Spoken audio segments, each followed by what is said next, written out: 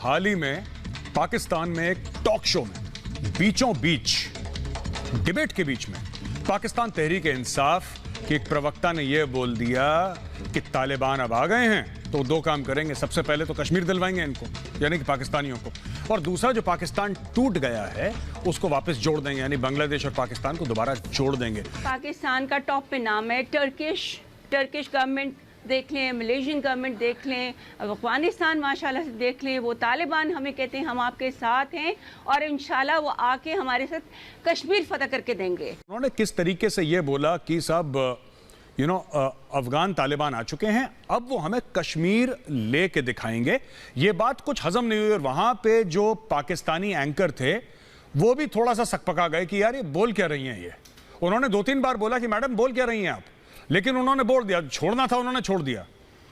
जिनका प्रधानमंत्री ऐसा वो लोग कैसे होंगे, तो उन्होंने बोल दिया कि साहब ये आएंगे और हमें कश्मीर दिलाएंगे। मेजर साहब, बड़ी दिलचस्प कहानी है ये। क्या है कि दुनिया की जो तमाम फोर्सेस हैं, जो आर्मीज हैं, उनके अंदर स्पेशल फोर्सेस होती हैं, एसएफ, और जो पाकिस्तान की पूरी फौज है वो एसएफ है, यानी कि सरेंडर फोर्स है।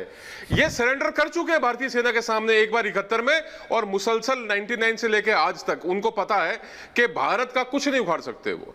तो अब उनकी फौज जो है वो तालिब को समझ रहे हैं, तालिबान को समझ रहे हैं, मुजाहिदीन को समझ रहे हैं।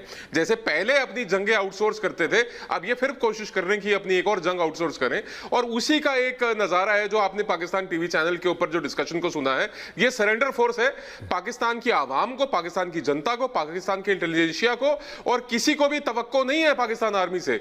वो डायपर बना सकते हैं, बिस्किट नमकीन बेकरी बना सकते हैं, वो सब कर सकते हैं, पर जंग लड़ना उनके बस की बात नहीं है। एक चीज। दूसरी चीज, अब कहानी यह कि अगर तालिबान सारे हथियार जो अमेरिका के हैं वो पाकिस्तान को दे देंगे तो वो लड़ेंगे कैसे, और अगर पाकिस्तान को हथियार ही चाहिए थे तो वो खरीद भी सकता था। तो ये लूट की खेप जो इकट्ठी कर रहा है पाकिस्तान, इससे ये बात वाज़ेह तौर पे दिखती है मेजर साहब कि इनके बस का कुछ नहीं है, और ये लोग डिपेंड कर रहे हैं आउटसोर्स करने के लिए अपनी जंगों को। ये उम्मीदें अपनी फौज से क्यों नहीं रखते, मैं आपसे ये समझना चाहता हूं।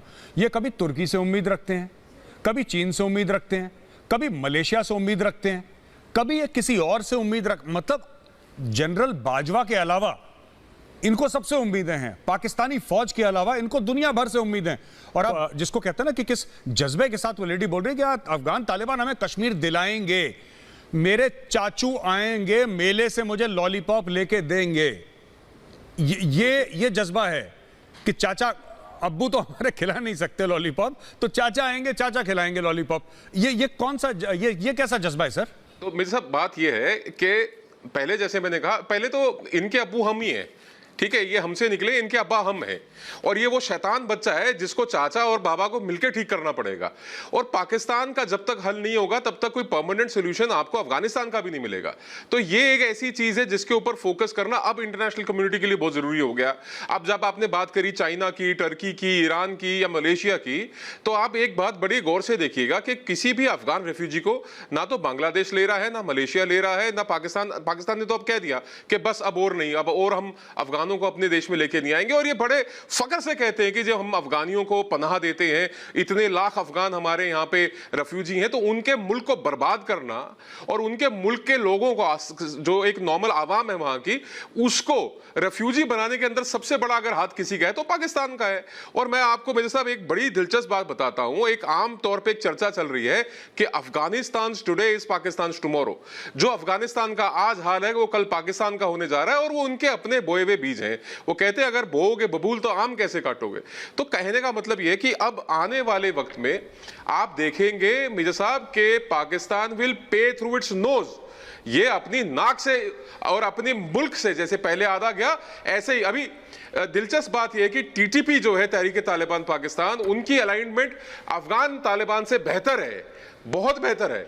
और अभी पाकिस्तान आर्मी जो है वो डिपेंड कर रही है अफगान तालिबान पे कि कहीं ना कहीं टीटीपी के साथ उनका एक उनके साथ सेटलमेंट करवा दी जाए, एक मुकम्मल करा दिया जाए, और ड्यूरेंट लाइन के उस तरफ का जो इलाका है वो उसमें रहे, और जो पाकिस्तान के अंदर जो खैबर पख्तूनख्वा का इलाका है, या जिसको जो अफगान है या पश्तून है या पठान है उसको अपना हिस्सा मानते हैं, अपनी टेरिटरी मानते हैं, उसके अंदर इंटरफेयर ना करे। और ऐसे ही जो कोयटा शूरा है, जो बलूचिस्तान का एरिया, जो बलूचिस्तान बलूचिस्तान के अंदर एक रेजिस्टेंस मूवमेंट चल रहा है, उनको भी आने वाले वक्त में तालिबान से बल मिलेगा, क्योंकि ये जो पंजाबी हैं, चाहे वो फौज हो, चाहे वहां का जो एडमिनिस्ट्रेशन है या एस्टैब्लिशमेंट जिसको हम कह देते हैं, वो टोटल पंजाबी है। और ना वो अलाइन करते हैं पख्तूनों के साथ, ना वो अलाइन करते हैं बलोचों के साथ। तो इनको दोनों तरफ से मार पड़ने वाली है, इनको नीचे से और ऊपर से दोनों तरफ से मार पड़ने वाली है। अच्छा राजा फैसल साहब, पाकिस्तान तहरीक-ए-इंसाफ के प्रवक्ता ने तो एक प्रोग्राम में बता ही दिया है कि अफगान तालिबान इनको कश्मीर दिलाएगा। सर कोई बातचीत हुई है, कोई डेट तय हुई है, मुकर्रर हुई है कोई डेट, तारीख जब कश्मीर बनेगा पाकिस्तान, कश्मीरियों से नाता क्या, ला इलाहा इल्लल्लाह, कुछ ऐसा प्रोग्राम बना है सर? कुछ मुल्ला बरादर ने कमिटमेंट करी है कि हम चढ़ दौड़ेंगे कश्मीर में, सहराओं पे दौड़ा दिए घोड़े हमने? अल्लामा इकबाल को कोट कर रहा हूं सर मैं। कुछ बात बनी है सर?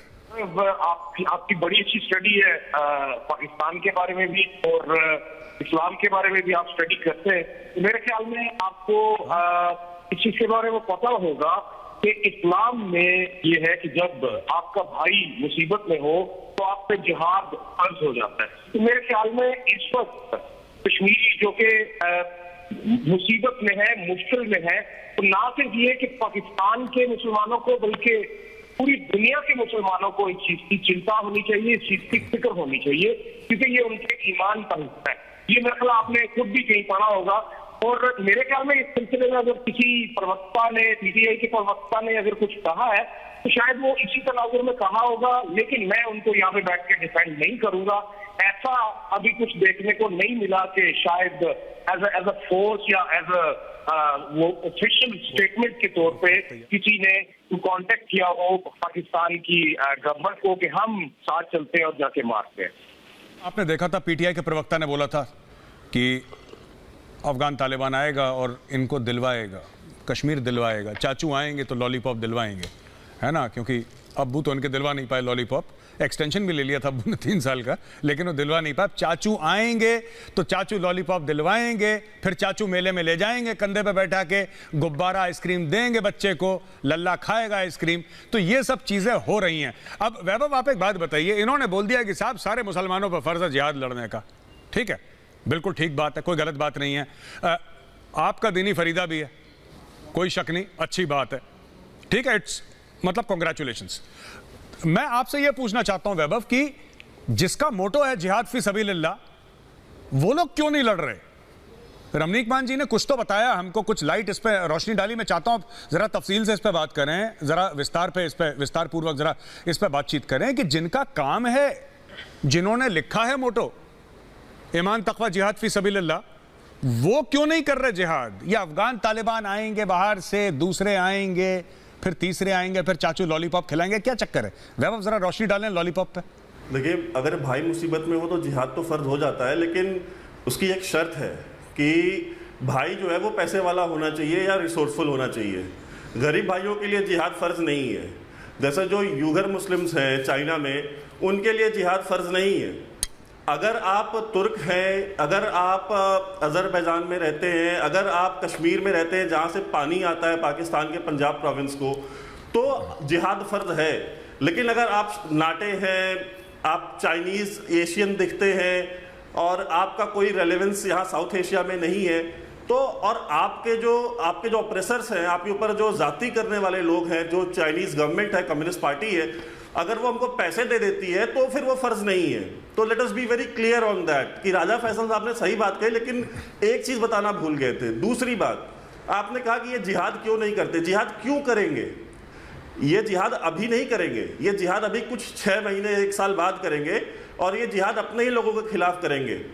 टीटीपी और अफगान तालिबान में उतना ही फर्क है जितना फर्क वाटर और पानी में होता है। आप उसको चाहे अलग नाम से बुला लीजिए, चीज है कि, और ये बात मैं नहीं कह रहा, ये बात जनरल बाजवा भी कह चुके हैं कि दोनों एक ही सिक्के के 2 पहलू हैं।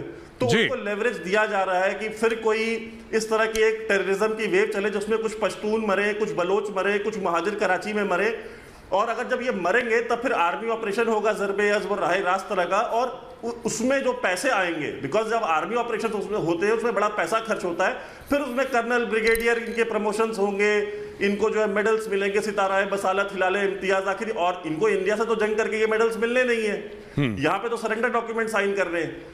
इनका ये मोडस ऑपरेंडी है कि ये टीटीपी जब मुस्तहकम होगी, मजबूत होगी और जब पाकिस्तानियों को मारेगी, स्पेशली पख्तूनों को और महाजिरों को, तब हम इसके खिलाफ आर्मी ऑपरेशंस करेंगे और फिर मेडल्स भी लेंगे, पैसे भी बनाएंगे। जी जी जी। मारिया इकबाल तराना, ये बोला कि जिहाद फर्ज है, जिहाद है फर्ज, लेकिन उस पर नहीं जो देता है कर्ज। ये मैंने अभी एक नया शेर, जिहाद है फर्ज लेकिन उस पर नहीं जो देता है कर्ज। तो अब आप एक बात बताइए, कर्ज तो देता है चाइना आपको, तो चीन के खिलाफ वो जिहाद है, नहीं है फर्ज, लेकिन जहां से पैसे आते हैं तो उधर आप फिर अपनी तवज्जो दे देते हैं। आप एक बात बताइए, कुछ बातचीत हुई है अफगान तालिबान से? I really want to know, Afghan Taliban ने कुछ बोला है कि हम आएंगे और जिहाद फी सबीलिल्लाह और घोड़ों पे बैठ के, जैसे सेंट्रल एशिया से आते थे ना पहले, गजनवी, गौरी, है ना?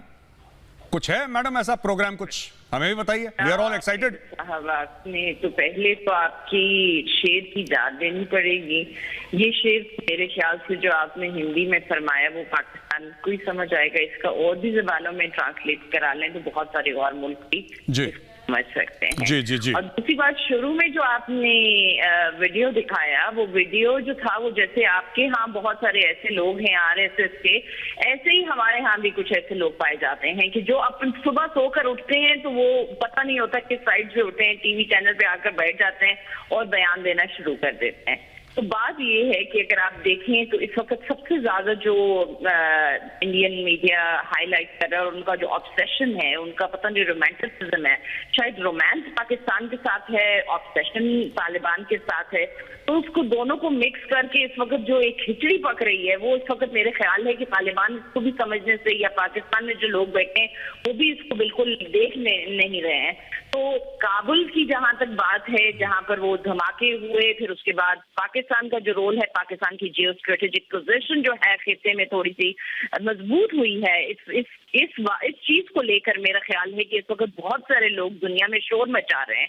मगर बात जहां पे अमेरिका की आती है, आपने अमेरिका को तो कुछ नहीं कहा, क्योंकि अमेरिका ने जो कत्लो गारत पिछले 40 सालों में किया, पाकिस्तानी एक जो आम बंदा है वो अपने कॉन्शियस को सामने रखकर हमेशा ये कहता है कि भाई अमेरिका ने 40 साल कत्लो गारत इस खित्ते में किया और अफगानियों के साथ किया। बार बार पाकिस्तान को ब्लेम करना, पाकिस्तान को बुरा भला कहना, ये बिल्कुल भी जायज नहीं है। आपने बोला था कि आरएसएस वाले टीवी पे ऐसी बातें करते हैं सवेरे उठ के।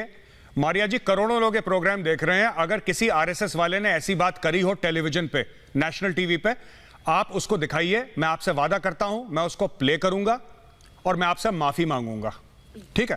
मैं खुला, ये रिकॉर्डेड प्रोग्राम नहीं है, लाइव प्रोग्राम है। सुनिए मारिया जी, लंबी लंबी मत छोड़िए, आप क्लिप निकालिए, मुझे व्हाट्सएप करिए, मैं प्ले करूंगा और मैं आपसे माफी मांगूंगा। अगर सुनिए हाँ, आप भेजिए।